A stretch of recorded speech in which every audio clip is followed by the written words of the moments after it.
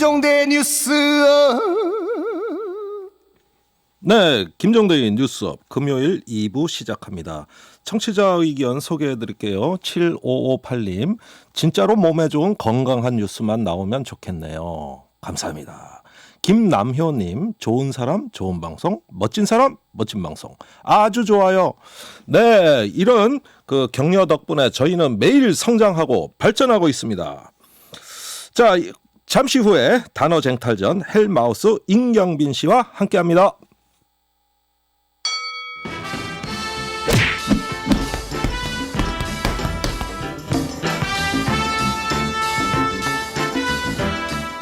네, 집 잃은 단어들에게 제자리를 찾아주는 단어 미아 찾기 코너, 단어 쟁탈전. 국문학과 출신 단어 유실물 센터장 헬마우스 임경빈 작가와 함께합니다. 안녕하세요. 안녕하세요. 네, 두 번째 시입니다. 예, 정치권의 그 교정 교열을 해주는 남자 네. 임경빈입니다. 혹시 저 단테 신곡에 지옥문이 있는 장면이 나오는데 네. 지옥문에 쓰여진 글귀 아세요? 모든 모시기는 여기서 멈춘다 뭐 그런 거 아닌가요? 여기에 들어오는 자 모든 희망을 버려라. 그러니까 헬마우스한테 걸리는 네. 가짜 유튜버들 네. 희망을 버려라. 네, 이 말을 드리고 싶습니다. 알겠습니다. 오늘도 희망 없는 어떤 방송을 해보도록 하겠습니다. 네. 이러면 안 되는 거야? 지금 그 말은 취소하세요. 네. 예. 자, 오늘 어떤 단어 준비해 오셨나요?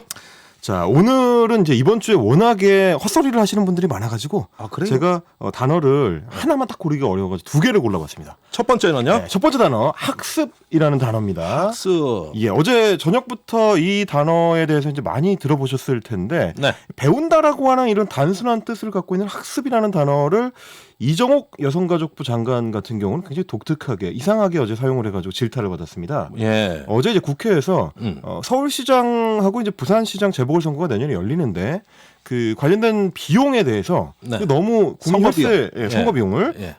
혈세가 이제 추가로 800여억 원이 들어가게 되니까 그렇죠. 이게 문제 있는 거 아니냐라는 질의를 받자 예. 이정욱 장관이 이런 얘기를 했습니다. 국민 전체가 성인지성에 대한 집단 학습을 할 수 있는 기회가 역으로도 된다고 생각한다. 저 이 얘기를 듣고 처음에는 좀 뭔 소리지? 정신이 약간 멍해졌는데. 저도 좀 멍했어요. 예, 좀 생각을 정리를 좀 해보니까 이런 얘기인 것 같습니다. 예. 기왕에 그냥 재보궐 선거가 치러지게 됐으니까 그리고 이제 뭐 오거돈 사건 같은 게 불거져 나왔으니까 이번 네. 기회에 성인지 감수성이 어떤 건지 네. 직장 내 성폭력이라는 게 어떤 건지 국민 전체가 학습할 수 있는 기회로 만들어 볼 수도 있지 않겠느냐 뭐 이런 좋은 뜻으로 한 거 얘기인 것 아니냐. 같습니다. 의도는 좋았을 수도 있어요. 예. 근데 이제 듣게 된 국민들의 정신이 멍해진 건 뭐였냐면 예. 저처럼 이거 어디서 듣던 얘기인데 같은 생각을 하시는 분들이 있을 것 같습니다. 어디서? 저는 바로 뭘 떠올렸냐면 예. 2010년으로 저의 기억이 돌아갔는데 네. 그때 이제 이명박 씨가 수감돼 있는 이명박 씨가 이제 대통령이던 시절입니다. 대통령이 예, 그때 유명한 일화가 뭐였냐면 네. 기왕 이렇게 된 거 사건이 있습니다. 그건 뭔 사건이에요? 그게 뭐냐면 예. 2010년 추석 때 집중호우가 심각하게 쏟아져가지고 예. 수해 피해가 컸습니다. 예. 그래서 이제 대통령이었기 때문에 수해를 입은 현장들을 이제 돌아보면서 예. 수재민들, 이재민들한테 이제 위로를 건네고 이러는 시간이 있었는데 예. 그때 뉴스에 잡힌 장면이 예. 뭐라고 했냐면 당시 이명박 대통령이 마음을 좀 편하게 먹어요. 예. 기왕에 이렇게 된 거니까 편안하게 먹어라. 기왕 이렇게 된 거니까 아주 속 편하게 말씀하셨네. 얼마나 속 편한 얘기입니까? 네. 당장 이제 집이 어떻게 될지 모르는 사람들한테 이거 얼마나 무책임하고 무신경한 얘기냐라는 비판이 그 당시에 쏟아졌습니다. 그래서 네티즌들은 오죽하면 그 당시에는 기왕 이렇게 된 거 그냥 대통령직에서 내려오세요라는 얘기가 있었을 만큼 아예 염장을 지르시는구만. 그러니까요. 예. 그 비슷한 맥락인 거죠. 지금 이정욱 장관의 발언도 예. 뭐 기왕 벌어진 사건이니까 예. 긍정적인 면을 한번 찾아봅시다라는 정도의 얘기인 건데 그야말로 MB적 태평합니다. 예. 저는 이렇게 평가를 하고 싶고요. 예. 문제는 뭐냐면 성폭력 사건이라는 거는 피해를 입은 피해 당사자가 있습니다. 그렇죠. 피해자의 고통이 엄연히 존재하는 상황이고 네. 게다가 서울 시민들이나 부산 시민들 입장에서 보자면 졸지에 지자체장이 없어져가지고 굉장히 좀 행정 혼란이 심각한 상황에 예. 게다가 추가로 막대한 선거 비용이 투여돼가지고 예. 이 엄청난 사회적 비용이 계속 지금 들어가고 있는 상황인 거거든요. 예. 그러니까 이거를 그냥 말장난으로 조금 뒤집어서 한번 생각해보면 이게 플러스가 될 수도 있습니다라는 식의 이야기가 네. 얼마나 속 편한 얘기인가? 속 편한 얘기인가? 얼마나 집단학습이라는 단어를 잘못 사용하셨는가? 예. 이런 생각을 할 수밖에 없습니다. 아니 그 여성가족부 장관께서 네, 직업이 대학 교수라고요. 그렇죠. 사회학과 원래 직업이. 교수예요. 네. 그러니까 국민들이 다 학생으로 보이는 거야. 그래서 학습이란 단어가 나온 거 아닌가요?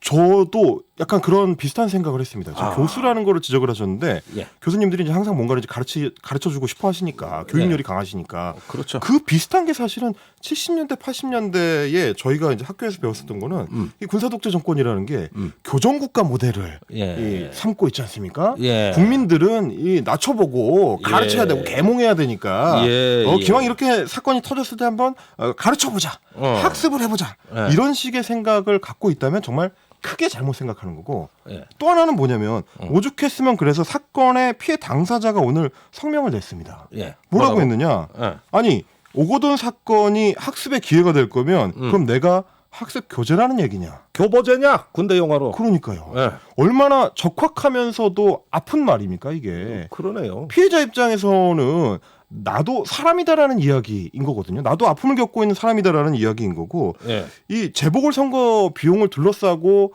야당에서 공격을 한다고 해서 장관이니까 여권을 어떤 뭐 카바치기 위해서 소위 말하면 예. 카바치기 위해서 무리하게 이야기를 좀 비틀려고 하다 보니까 뭐 커버 친다는 건 방송 영화는 아닌 것 같아요. 계속하세요. 그렇군요. 예. 제가 이제 유튜브를 오래 해가지고 예. 계속하세요. 말하자면 이제 여권을 방어하려다 보니까 이 단어를 좀 꺾어서 사용하는 이런 이 잘못된 사례들이 나오는 게 우리 정치권의 좀 문제인 것 같다. 문제 맞는 것 같습니다. 네. 저는 이것을 불쾌한 낙관주의자라고 부르고 싶어요. 좋은 말은 다 하는데 네, 굉장히 불쾌한 그렇죠. 이런 경우가 있는 거군요. 특히 피해 당사자한테 굉장히 나쁘다라는 네. 말씀을 좀 드리고 싶고 네. 이렇게 지금 정치권에서 단어 사용을 잘못할 때는 저 사람들이 왜 저러는가를 한번 보셔야 되는데 보통은 자기네 쪽이 불리할 때 그 네. 상황을 조금이라도 유리하게 좀 꺾어보려고 할 때 이게 나오거든요. 예. 오늘 제가 두 번째 준비한 꺾어버릴 단어도 때. 예. 꺾어버리려고 하는 상황에서 튀어나온 예. 잘못된 사용예입니다. 앞으로는 꺾지 마세요. 저는 안 꺾죠. 예. 저는 이제 잘못 사용하는 사람들의 이제 팔을 꺾습니다 주로. 예. 아프라고. 자, 이와 연관된 두 번째 단어도 준비하셨죠? 예, 오늘의 모순적 단어 사용 책임이라는 단어입니다. 책임? 책임이라는 단어. 네. 자, 지난 주말부터 해가지고 이번 주까지 이제 굉장히 좀 뉴스 지면에 많이 등장한 에헤. 단어인데요. 이게 이제 사실 이 단어를 정치권에서 이번에 사용하는 거를 보고 예. 굉장히 갸우뚱하셨던 시청자들 많으실 겁니다. 청취자분들. 저도 이 코너를 준비하면서 네. 이 단어들을 우리 이제 학습이라든지 오늘 지금 준비하고 있는 이제 책임이라든지 책임과 학습. 이런 단어들, 이게 좋은 단어들인데 얘네들을 보면 안쓰러워요. 니네가 이렇게 이 먼 한국 정치권까지 와가지고 이 고생이 많구나. 이런 생각을 하게 되는데 비슷합니다. 이번에 이제 여당인 민주당에서 네. 서울시장하고 부산시장 보궐선거가 지금 문제인 건데 네. 원래는 당헌에 따르면은 후보를 낼 수가 없었습니다. 네. 왜냐하면 여당 측에서 원인을 제공한 재보궐선거이기 때문에 네. 그런 선거의 경우는 후보를 낼 수 없도록 돼 있었는데 그렇죠. 그걸 고쳐버렸습니다. 고쳤어요. 뒤집어 버렸어요. 그래서 네. 그러면서 했었던 얘기가 뭐냐면 여당 쪽에서 예. 후보를 내는 게 오히려 책임 정치다라는 얘기를 했습니다. 네. 그 말을 듣던 그 우리 국민들 입장에서는 아니 그게 무슨 책임지는 거야? 라는 생각을 다들 많이 하셨어요. 네. 자, 이낙연 대표는 뭐라고 했냐면 후보자를 내지 않는 것만이 책임 있는 선택이 아니고 오히려 후보 공천을 통해서 예. 시민의 심판을 받는 게 공당의 도리라는 판단에 이르렀다. 아. 자, 이런 식으로 이야기를 했습니다. 이상한데 이르르셨네. 이상한 데 이르셨죠? 네. 그러니까 이제 이런 얘기는 뭐 아주 엉뚱한 얘기라고 저는 보지는 않습니다. 왜냐하면 워낙 이제 서울시장이든 부산시장이든 규모가 큰 한국을 대표하는 1, 2대 도시니까요. 네. 거기에 집권 여당이 후보를 아예 안 내는 것이 책임이 있느냐 없느냐 이걸 가지고는 어느 정도 이제 논쟁을 해볼 수는 있는데 고민은 되겠지. 그렇죠. 네. 근데 이제 다만 이제 당헌을 원래 있던 당헌을 뒤집는 과정에서 네. 충분히 토론이 이루어졌는지 네. 혹은 국민적인 여론의 공감을 끌어냈는지 이제 이런 것도 네. 고려를 해봐야 되고 또 하나는 뭐냐면 이렇게 뭔가 기존 입장을 번복할 때는 예. 단어 사용을 굉장히 좀 신중하게 해야 된다는 겁니다. 예. 정확하게 사용하려고 신경을 많이 써야 됩니다. 그렇다면 국민들 입장에서는 어떤 기대를 하냐면 예. 아니 자기들이 기존에 갖고 있던 입장을 뒤집는 거니까 예. 일단 필요한 거는 반성이 아니겠느냐라는 기대를 당연히 하겠죠. 그러면 책임이라는 단어를 집권여당의 대표 혹은 책임 있는 정치인들이 사용할 때는 예. 저희가 잘못 생각했습니다. 예전에 예. 저희가 예전에 잠깐 실수했습니다. 예. 저희가 그렇게 생각했던 게 틀렸습니다. 예. 라는 얘기를 하면서 그러면 거기에 대해서 잘못한 거에 대해서 잘못 판단했던 거에 대해서 책임을 지겠습니다라는 식의 사용으로 갈 거라고 기대를 했는데 예. 엉뚱하게 거꾸로 뒤집어서 반대로 이게 뭐냐면 내려놓지 않고 오히려 이 움켜쥐려고 할 때 책임 정치라는 단어를 사용해 버렸습니다. 보통은 책임진다고 할 때 저희가 책임지고 이번에 서울시장 후보 안 내겠습니다. 그럴 때 쓰는 게 정확한 거죠. 이 기대를 하잖아요. 그들은 그 기대를 했던 거죠. 근데 거꾸로 저희가 책임지고 서울시장을 가져오겠습니다. 이래 버리면 아니 무슨 소리를 하는 겁니까? 예. 라는 생각을 할 수밖에 없는 거거든요. 네. 그래서 제가 반대 사례를 보여드릴게요. 네. 반대로 정확하게 사용할 때는 보통 정치적으로 뭔가 패배했을 때 예. 그래서 내려놓을 때 사용합니다. 예. 예를 들어 2014년에 730 재보궐선거에서 참패한 뒤에 대표직 사퇴를 하는 새정치민주연합의 김한길 당시 대표. 예. 그리고 2016년 총선 때 참패를 하고 나서 대표직을 내려놓는 김무성 당시 새누리당 대표입니다. 네. 일단 한번 들어보고 말씀 이어서 나눠보시죠. 네. 이겨야 하는 선거에서 졌습니다. 죄송합니다. 모든 책임을 안고 공동대표의 직에서 물러납니다. 앞으로는 백의종군의 자세로서 새정치민주연합이 부단한 혁신을 감당함으로써 국민의 신뢰를 회복하는 데 작은 힘이나마 보태겠습니다. 저는 선거 참패에 대해서 모든 책임을 지고 오늘부터 당대표직에서 물러나겠습니다.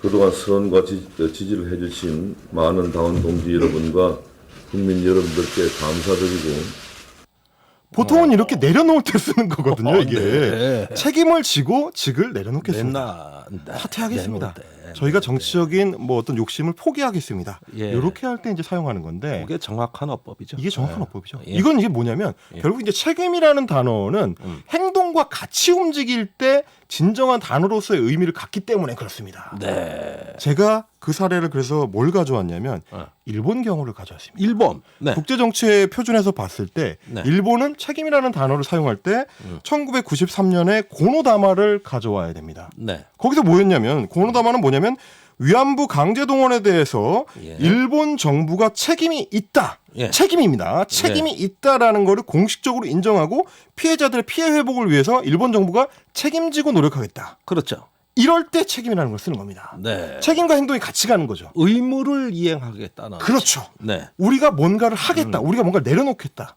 우리 잘못을 인정하겠다. 네. 이런 겁니다. 근데 거꾸로 아베 신조 정부가 들어오고 나서는 뒤집어 버렸습니다. 고노자마를 뒤집으려는 시도를 끊임없이 하고 얼마 전에 아베 전 총리는 산케이신문 인터뷰를 하는데 뭐라 그랬냐면 네. 2015년 한일 위안부 합의를 통해서 일본의 전쟁 책임을 끝낼 수 있었다. 예.